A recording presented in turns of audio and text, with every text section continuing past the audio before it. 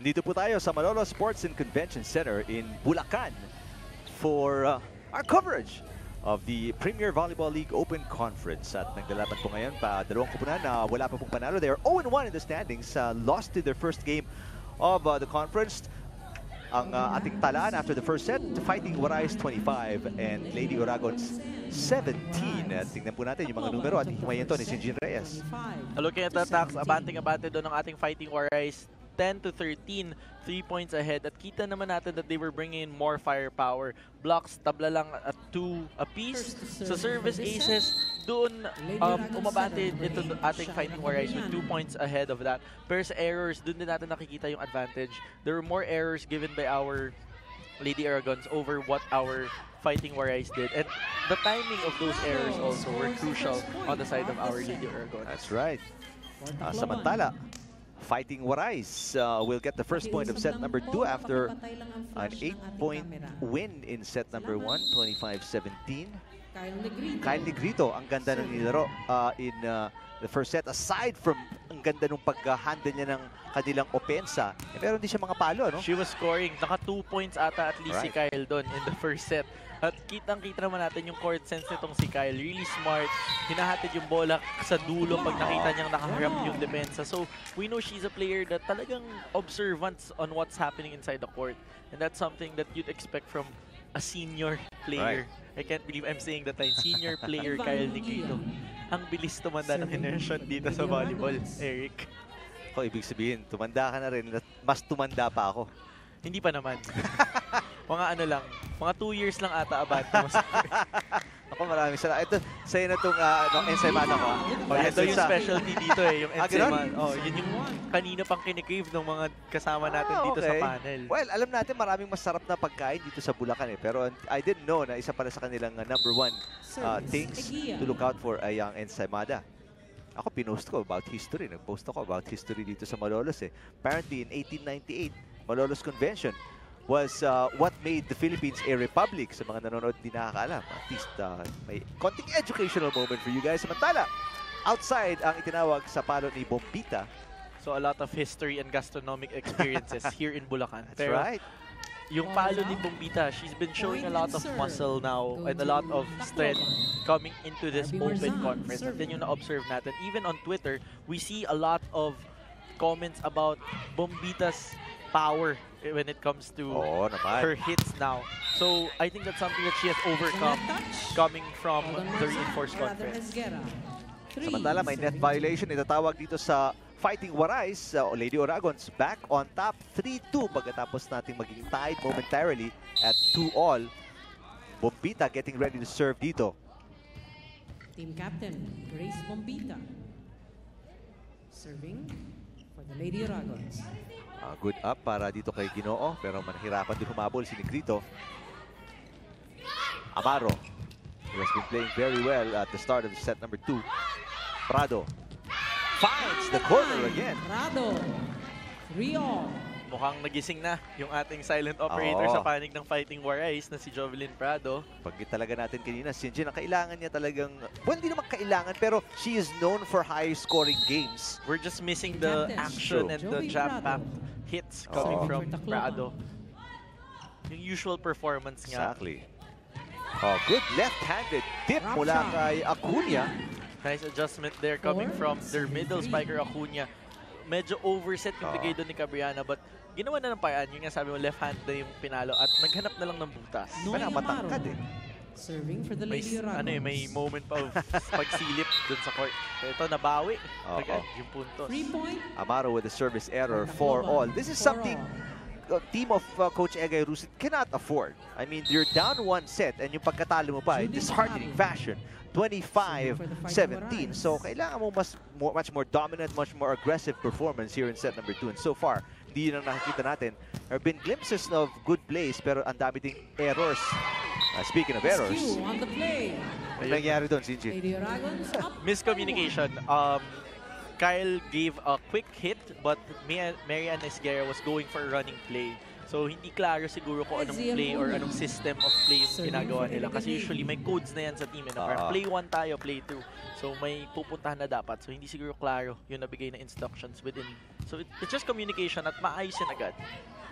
Ginoo with an off speed, over received, and Ginoo puts it away. Yan yung sinasabi ni Coach Egay kanina, yung makakalaban nilang team today, matatangkad. So kailangan nilang mag-ingat, magbigay ng overball kasi prone to regalo. Andyan si Marzan, Esguera, Ginoo, you can say, matangkad din si Ginoo, no? Katabi natin kanina.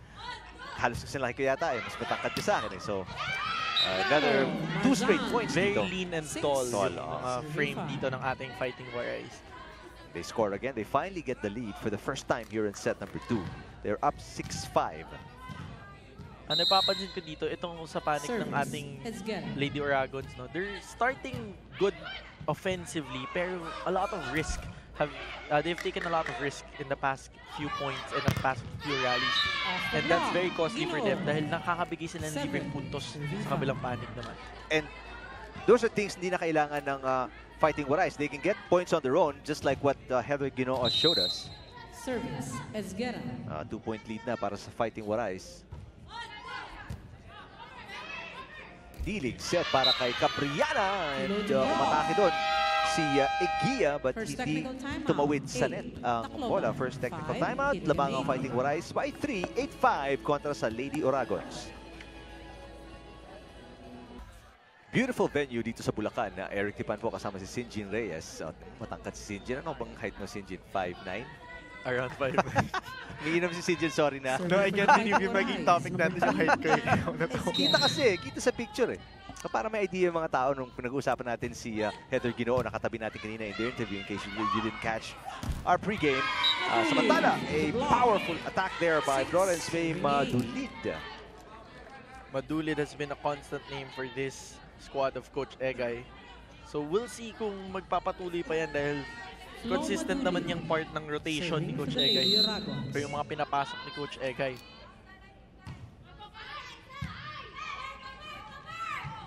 Ginoo again. Ginoo has had the hot hand. Bombita. Oh, good dig para kay Prado. Ginoo again. Yes! Down the line, Ginoo. 9. Serving 6. Heather Ginoo varying her attacks and really finding the right spot, the right sweet spot kung saan niya pwedeng padaanin yung bola. And in that play, down the line, worked for Heather. Serving for Tacloban. And speaking of Heather Ginoo, she's getting ready to serve 9-6 dito sa set number 2. Oh, wow! Ginoo doing everything here. Gandang target yun for Heather. Talagang manipis yung pinupunta ng serve niya, but very risky itong serve na ginagawa ni Heather because konting ilampas lang. Yan ka na naman, Sinjin eh. Babatiin mo na naman eh. Hindi, sinasabi lang natin yung mga possibilities. Nangyari, Capriana yan kanina eh. Pero mukhang hindi naman on display, but a really strong serve there coming from Heather.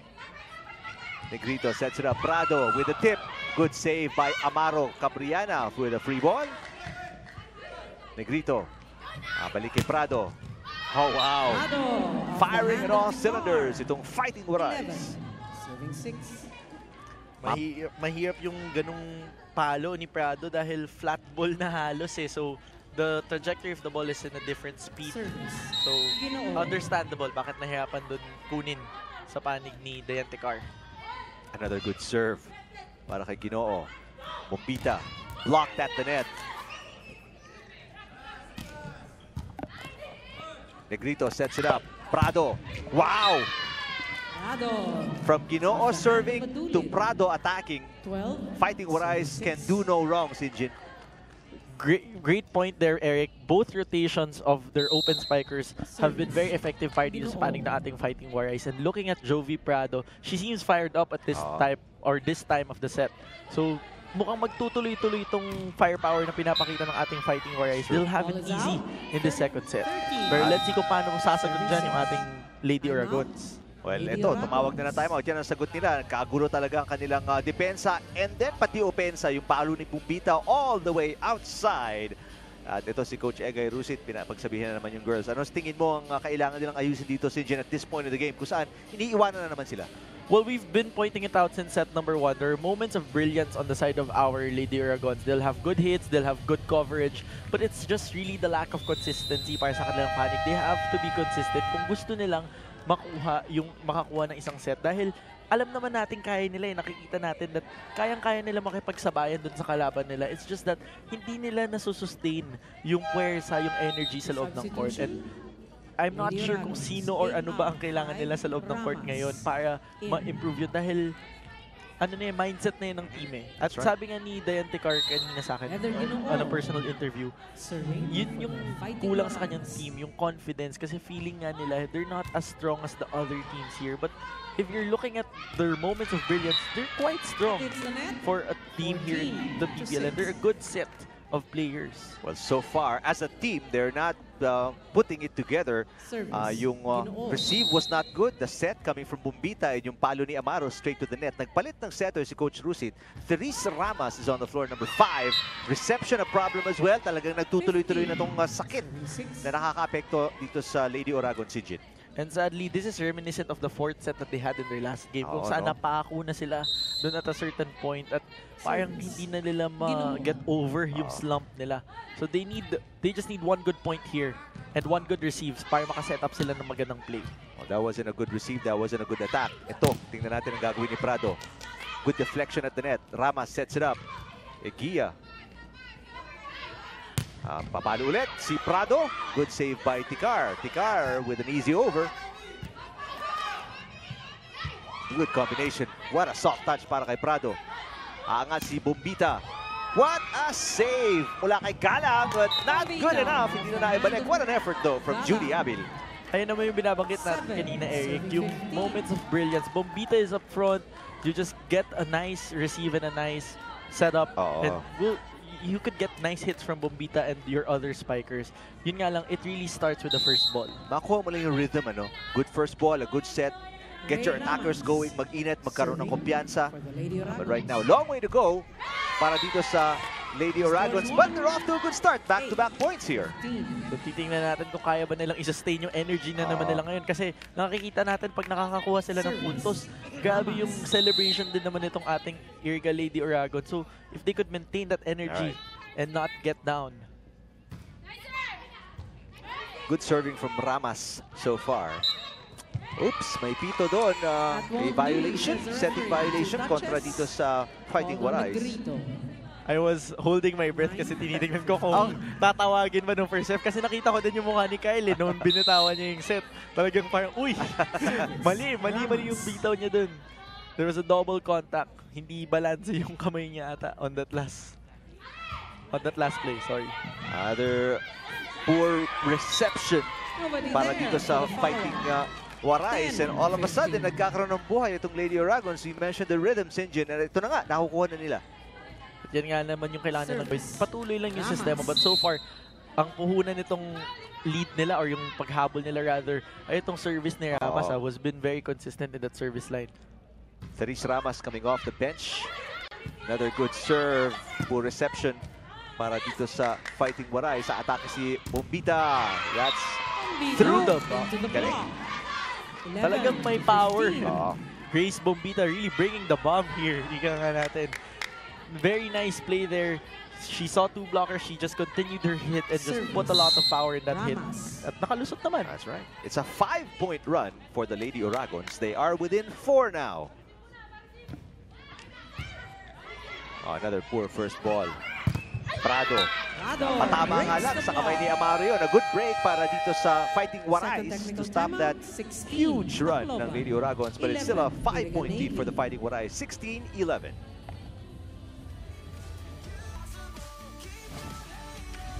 End of the second technical time.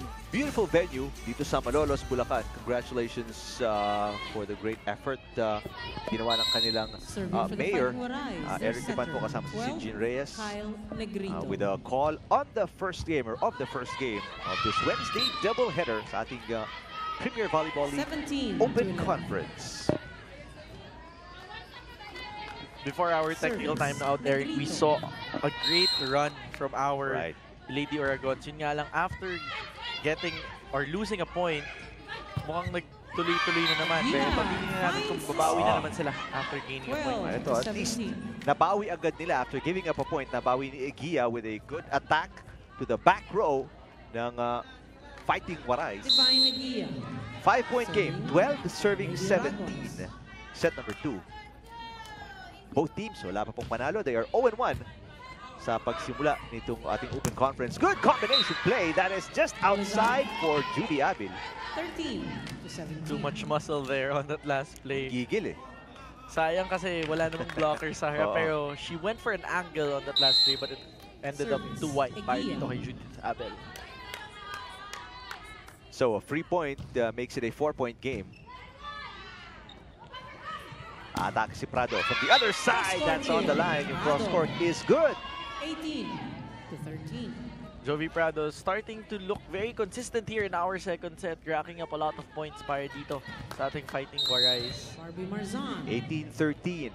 serving for Tacloban. Set number 2. Ramas, underhand set, papunta kay Amaro. Amaro off the tape of the net. Yes! Off the block. Also finding the hands of the blockers on that last hit. Itong si Amaro on that test play. Sayang wala tayong replay ngayon, Eric. No? But with replays, we would so much see a lot of the playmaking of our setters today. Tsaka ma-appreciate mo yung athleticism nitong ating mga players, and they go up with decision-making while in mid-air. Abil, malakas na naman. Back-to-back errors, attack errors for Judy Abil. She was under the ball on that last play at talagang parang service yung palo niya doon. Yun yung mga niloloko minsan sa volleyball court na parang service yung palo natin doon. Well, di na natutuwa si Coach Nespa Millar. Tatawag ng timeout dito at obviously, yung kanyang kalamangan which is as big as 8 points kanina, tatatlo na lang ngayon, Sinjin. Ito, dito na natin nakikita na bubuhay na yung puso at yung diwa nitong ating Lady Oragons in the last few plays. At yung sa kabilang panig naman, yung Fighting Warays naman yung nakakakuha ng maraming pagkakamali or errors dito sa ating second set. But so far, itong Fighting Warays, kilala natin to na kayang bumawi agad eh. Right. So, yun yung kailangan bantayan naman itong ating Lady Oragons if they want to win the second set. Dahil 3 points na lang yan. Konting-konti na lang yung mahabol na yun, Eric. That's right. Stay with us. Grace Bombita, team captain, serving 7 for attack the points Lady so far Oragons. para kay Bombita. Although they lost the first set 25-17. Serve is just long. Medyo malapit na. Kung kinapos na ng kaunti yun, tatama sa line yun. So that obviously will hurt para kay Coach Egay Rusit dahil imbis na naging 2 na lang yung hinahabol nila, balik sa 4 Team captain, na yun. Jovi Prado. Nice Serving float. for Tacloban. Bombita was going for a floater there, pero lumampas lang at nasobrahan sa muscle. Wow! Si Amaro with another great point. And the celebration of Amaro right after the point. Kinokompetensya yung energy ni Judith Abel on the other side, ah. Serving for the Lady Oragons. Amaro, Bombita, and a few points from Acuna. They've been really playing at a high level here in set number 2. That's why it is a much closer set compared to the first. Acuna, inangat ni Ibiza. Papalo si Ginoo. One-hander there on the first touch para kay Amaro, pero nag-agawan 2 players from Iriga. 16. The setter was there, but yung open spiker natin, yun nga, nakipag-agawan ng bola. That's why there was a miscommunication dito sa panig ni na Ramas At saka ni Madulid. at ni Madulid. Well, as a coach, you like na dalawa nag-agawan kaysa sa walang kumuha, no? Yes, pero nakakapanghinayang din kasi at this level, you're not supposed to be committing these types of Parang errors. yun nga yung mine, ano? Sabihin mo na lang mine para at least somebody knows. Yeah, that's the basics ng volleyball. So that's something that they should already have mastered at this level. Kumbaga. Attack ni Madulid goes outside at ito, humihiwalay na naman. Ang Fighting Warays, the lead is 5, 21-16 timeout ni Coach Egay Rusit.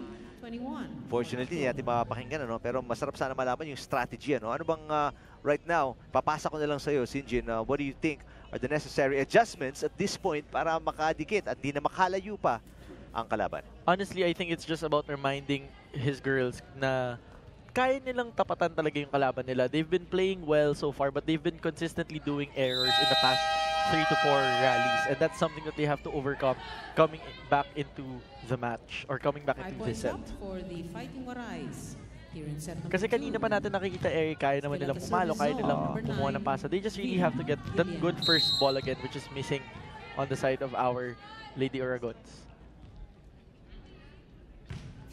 Guillermo serving. She is in the game para sa Fighting Warays. Over-receive right there and pinarusahan kaagad sila with an easy point. Reflex na yung ginamit ni Acuna doon, putting that ball up. Double substitution yung ginawa dito ni Coach Nespamilar. Si Tubiera pinasok sa harap, who was a player from Arellano also before. So player din yan ni Coach Obet. And Tubiera making her presence felt right away. Of course, one of the tough spikers yan from Arellano. Pinatunayan niya yung sinabi mo, Sinjit. Before there was a Jovi Prado, yung Tubiera, yung gumagawa ng pangalan para sa Arellano, Eric.